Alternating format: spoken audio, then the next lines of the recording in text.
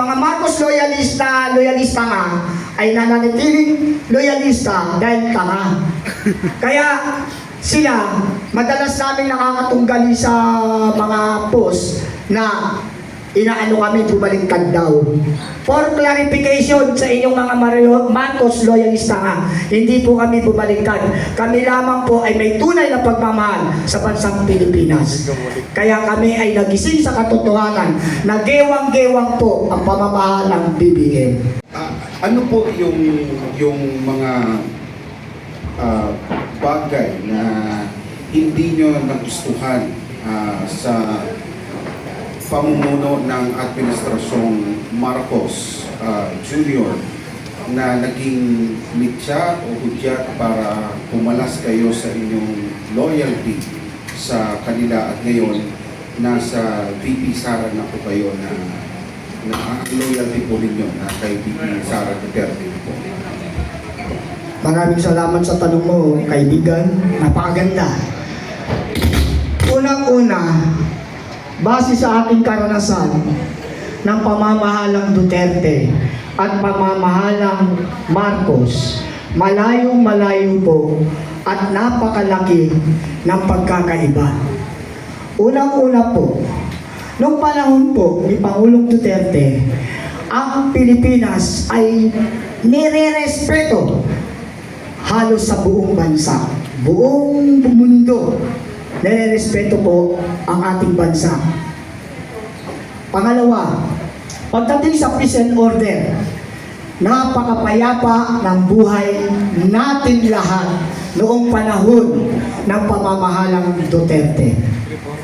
Pangatlo, nung nakaranas tayo ng isang matinding dagok sa ating bansa, sa buong mundo, yung pandemic time, alagang-alaga po tayo ng pamamahalang Duterte.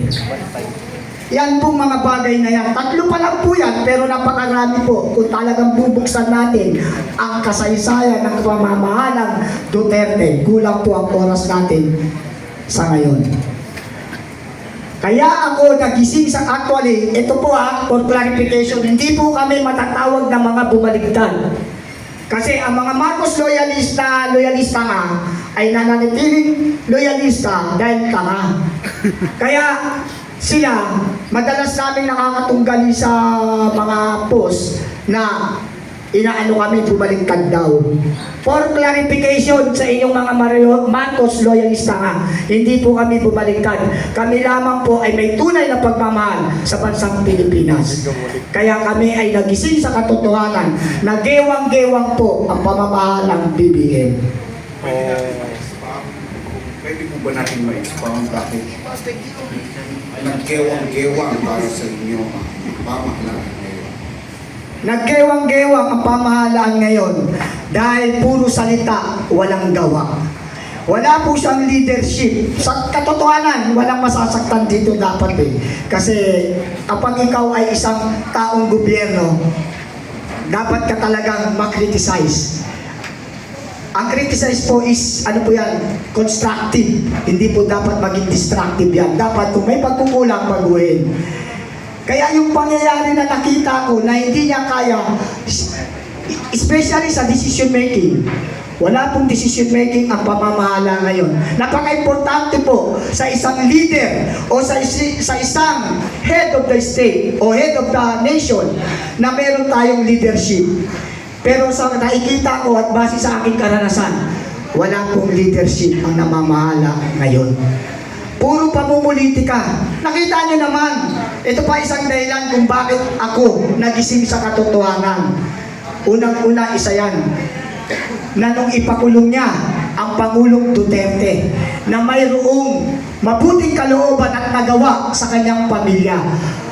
Nung kami at panahon pa ng Marcos loyalist pa ako, based on my own experience, nakipaglaban po kami para mailibing sa libingan ng mga bayani ang kanyang ama.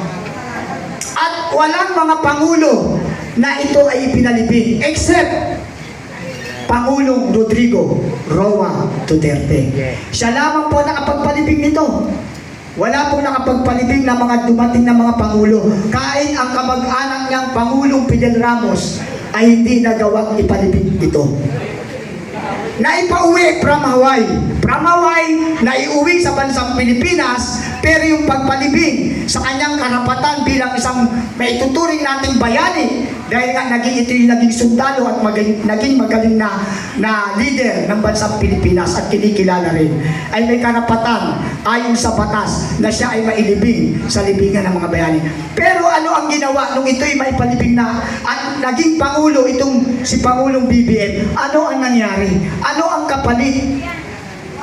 Nakipag-connivance sa mga ICC o sa Netherlands para makidnap ang ating mabuting leader na Pangulong Rodrigo Roa Duterte.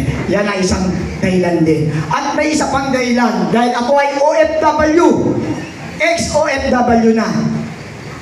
Nakaranas din ako na nakiusap sa Malacanang panahon ng BBM na sana naman hindi dapat pinalitan ang aming sekretary. Dahil itong Republic Act 11641, Department of Migrant, ay ang Pangulong Duterte ang nagkaloob nito sa mga OFW.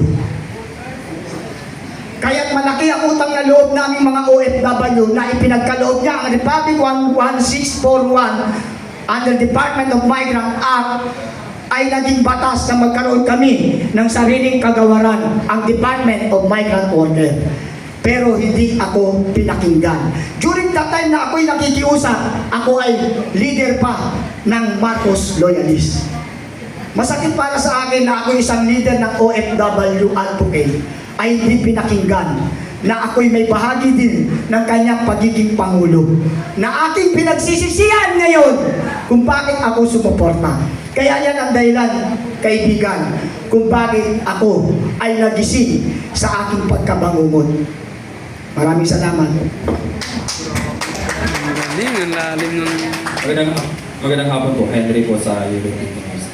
Sir, kung susumahin po, nais po ulit natin na pagtikitin yung Solid North at Solid South. Paano ba natin makukumpinsi yung parehong panig po na magkaroon ulit ng magtikit ulit yung sanib nila, gayong nagkaroon ng labat yung norte sa south at nagkaroon ng labat yung south sa norte.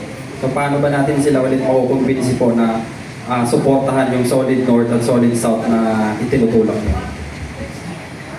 Ano ibig mo sabihin? Yung paano pagkakaisahan mga ano ba ito? Mga Yes po. Duterte? Duterte po at sa norte. Kasi yung norte po si Manong Chavit tama po. So yung south po si VP Inday Sara. So paano pa natin sila kakasundo ulit na suportahan po yung tinutulak po ninyong mga politiko? Actually, andito ang Solid North natin. Ang norte kasi sa ngayon, dapat sa ito eh. Pero okay lang. Sa ako bang sasagot? Sige sir, anyone po kung pwede. Sino may gusto sumagot sa mga kasama ko? Ito ang merong ano. Pero kaya ko rin ipaliwanag yan. Kaya lang, siya ang taga-North. Kaya ibibigay ko sa kanya ang tanong mo. Maraming salamat sa ating lahat sa pagbibigay ng pagkakataong ito na masagot ang katanungan ng Net 25? Euro TV News. Sa Euro TV. Yung natuloy ko po. Sa Euro TV, okay. Sorry. Doon sa katanungan mo na kung paano natin pagkaisa ang Solid North at saka Solid South. Actually, hindi naman natin masasabi doon sa binuno nila noon na Solid North dahil ang ginamit nila ay Uniteam. Ang Uniteam ay kinompose nila, isinama nila yung Solid North. Kaya sinasabi nila na Solid North. Ngayon, ang inyong lingkod, ang Agila ng Cagayan ay bumuo ng Duterte Solid North. So, dito natin napatunayan ng Solid North noon na naka-umbrella sa Uniteam, hindi na sila solid. Dahil na sa atin ang karamihan na sumusuporta noon kay BBM sa Norte at ngayon nandito na sila sa Duterte Solid North. At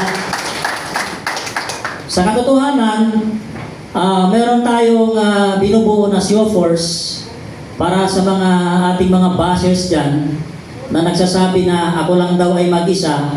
For your information, during the campaign of Bongbong Marcos, ako ang nag-organize ng kinusan ng mga bagong leader sa Pilipinas at registered yan sa SEC, at ako ang nagparating ng 181 units na nagsuporta kay BBM dyan sa Mandaluyong headquarter, at ako ang nagpatawag ng daan-daang leaders mula doon dito sa norte hanggang doon sa Mindanao. Sumakay pa sila ng eroplano, gumastos sa lahat yan dahil kami ay nagkanya-kanya kami. So, ngayon, kung tayo ang magsasabi ngayon na former Marcos loyalist na gumalaw noong panahon ng eleksyon noong 2022, ay masasabi ko Duterte Solid North at Duterte Solid South ay nagkakaisa. Maraming salamat. Sir, sorry follow lang. Kung iisipin po, sa inyong palagay ay nabuwag na yung Solid North na hawak dati na nabuo ng BBM. Yes.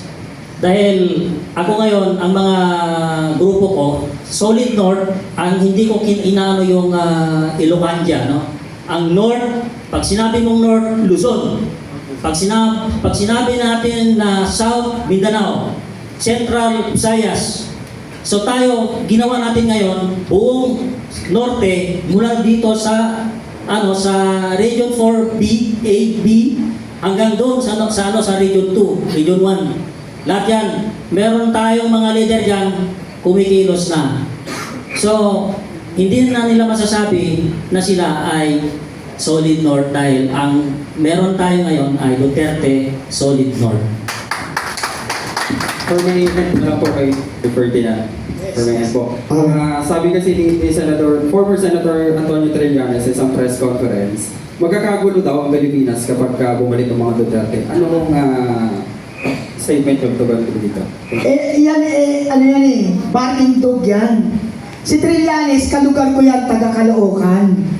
Tumakbo nga yan ng mayor, hindi nanalo. Kasi ito tandaan nyo, kung kayo ay matalinong botante, dapat alam nyo kung sino ang iboboto nyo.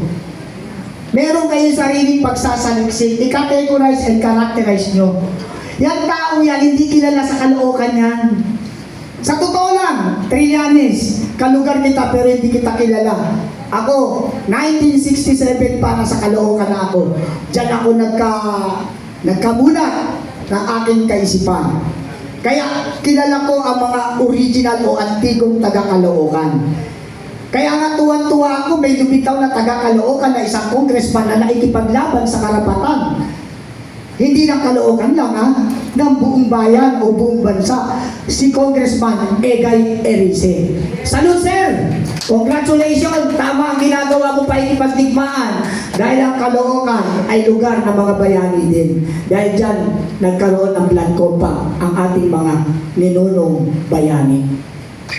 Okay, Brad? Thank you. Thank you sa tanong. Sir,